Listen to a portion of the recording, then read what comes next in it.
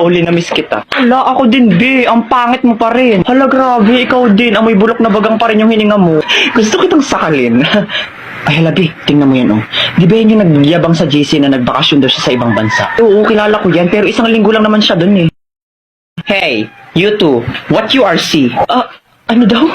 Oh, sorry, I forgot myself. You two don't understanding what to say to me because your English is disappear. Binahihilo ako. Kailangan ako makasapak ng bobo. Nga lang, akong bahala.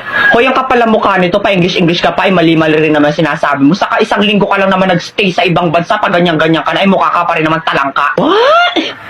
Talengka? Talengka? Ay kung hampasin kaya kita ng talangka para matawan ka. Well, it's nothing anymore my problem in mathematical equation that I don't understanding to say what you to me. You too dead hungry. Hoy, yung totoo, nag-a-addict ka ba o natukhang ka sa ibang bansa? Huh? Why is me going to be addict?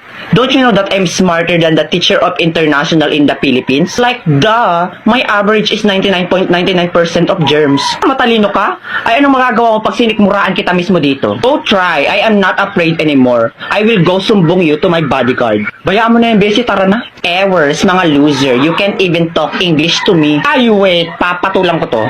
You little bulwak na inidoro, you're making me irritate to the functionality of my brain that can sampal you little bigger booger that the size of your booger is 200% kilometer per hour with bacteria. Now B, it's your turn.